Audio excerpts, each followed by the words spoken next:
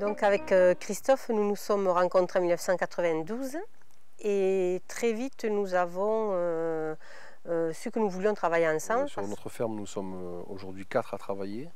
Donc il y a Nelly, Robin, notre fils, Marion, une salariée, et moi.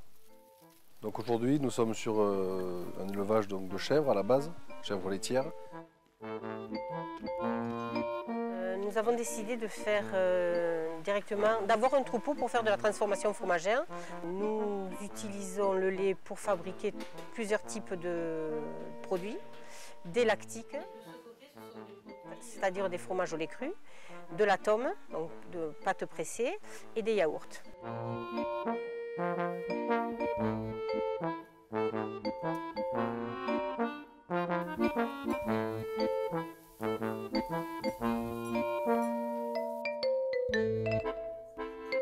Sur la ferme, on a une quarantaine d'hectares de terres labourables et donc on a des chèvres, des poules, des cochons, des oies, une vache. Tout ce système fait que ça nous donne de l'autonomie et une cohérence sur la ferme.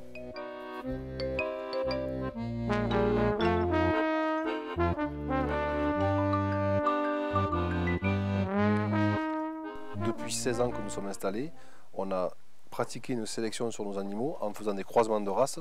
Donc on a réussi à avoir beaucoup de rusticité sur les chèvres. Elles sont capables de se nourrir de façon autonome sur la garrigue. On a aussi pris des races qui sont moins bonnes laitières, mais par contre qui sont capables de s'alimenter plus facilement dehors. Et donc on arrive à autonomiser les chèvres. On reste toujours dans le principe de rendre la ferme le plus autonome possible, et donc les animaux doivent être aussi autonomes. Alors, quand les chèvres sortent, qu'elles vont sur la garrigue, l'intérêt c'est qu'elles vont prélever sur plusieurs variétés, du chêne kermès, du chêne vert, des pelouses de garrigue sèche, des salades, des fleurs. Elles ont le choix, elles choisissent. Et le fait d'avoir un bol alimentaire complet, ça permet d'avoir une flore intestinale et un équilibre au niveau du système digestif qui est parfait. Donc pour répondre à des besoins d'herbe, surtout en période estivale ou en période hivernale, on a une production que l'on sème, que l'on fait pâturer aux bêtes. Donc sur ces semis, on a fait des micro-parcs.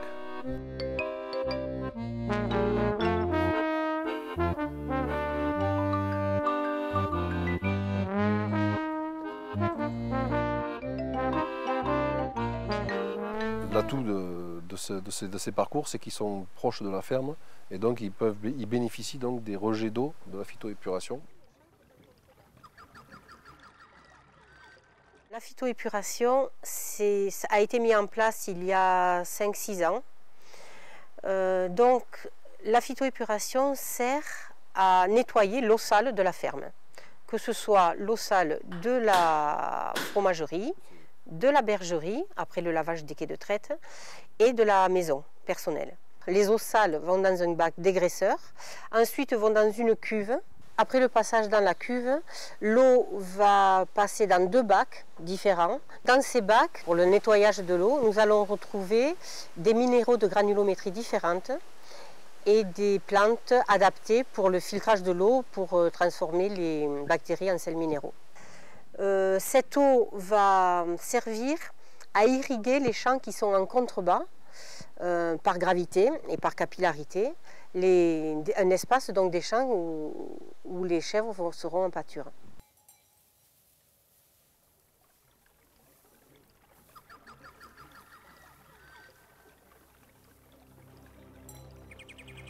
Le rêve, c'est aujourd'hui d'avoir des terres à proximité que l'on maîtrise, puis d'avoir du temps libre, privé. Pour nous.